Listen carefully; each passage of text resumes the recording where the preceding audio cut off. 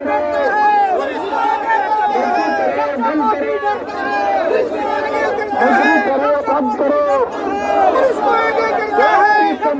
को बेचना बंद करो,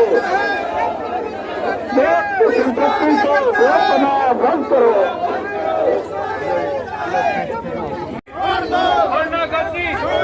मोदी तेरी तानाशाही, एक मिनट रुक जाओ। मोदी तेरी तानाशाही, मोदी तेरी तानाशाही नहीं चलेगी। वरना गद्दी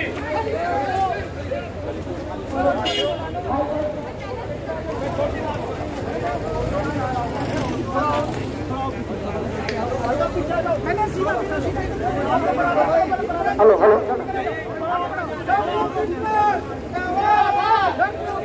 साथियों, आज सरकार की मुद्रीकरण नीति, जो मुद्रीकरण की नीति है, उसके विरोध में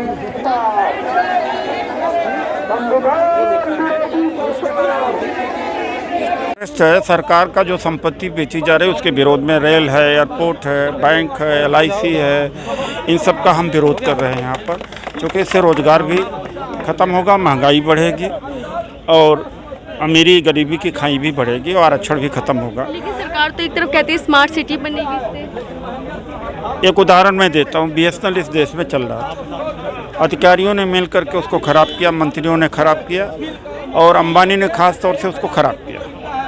और फिर शुरू में जियो फ्री में लॉन्च किया और BSNL कमज़ोर हुआ, लोग उधर भागे। उसके बाद में 99 रुपये, 199, 299, 599 रुपये में अब वो बेचा है और जो फ्री देने का वायदा है उससे वो मतलब है कि U-टर्न ले लिया और BSNL ख़त्म हो गया, नौकरी भी गई, BSNL भी ख़त्म हुआ, सरकार की संपत्ति भी गई। इस उदाहरण से समझ जाना चाहिए कि ये सरकार झूठी है, बेईमान है।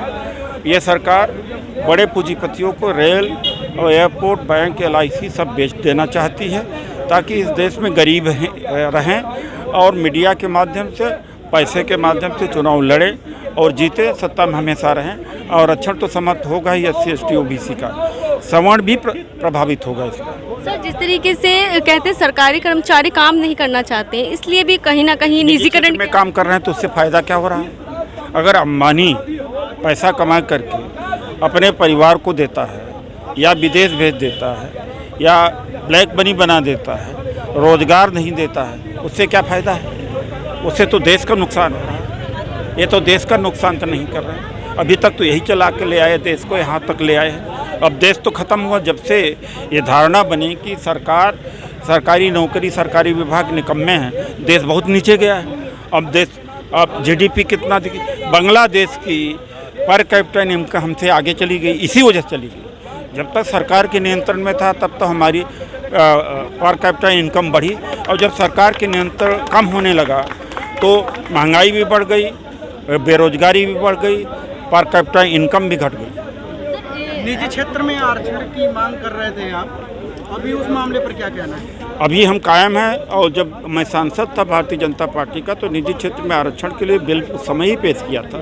वो हमारी 2002 की लड़ाई है और दुर्भाग्य है समाज अभी नहीं समझ पाया उतना। अगर समझ पाता, साथ देता हमारा, तो अब तक हम करा दिए होते। सर, इस मुहिम को आप जिस तरीके से निजीकरण के खिलाफ आप लोग जा रहे हैं, कैसे और अन्य लोगों तक इसकी जो है आप लोग माध्यम हैं, संगठन भी माध्यम है, कोशिश हमारी है।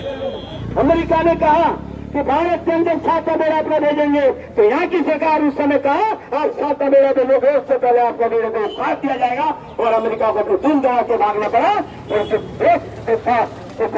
मैंने टुकड़ा किया, पाकिस्तान को 2 टुकड़े में करने का काम इस देश की सेना के अंदर ने काम किया, क्योंकि हम यहाँ देश की सरकारी संस्थानों में काम करता था। इस देश की ताकत बनती थी और वही जब 30 साल के बाद हम ताकत बन गए, उस समय शर्म की बात है, देश के लिए भी शर्म की बात है। देना हमारा कार्य नहीं था। हम नहीं समझते कि हमारे सरकार को सूचना दे, तो आप समझ सकते हो कि देश की सुरक्षा को कितना खतरा डाल रखा है। प्राइवेट उसको खिलाफ लड़ना पड़ेगा, बनना पड़ेगा, बनना आने वाले समय आपको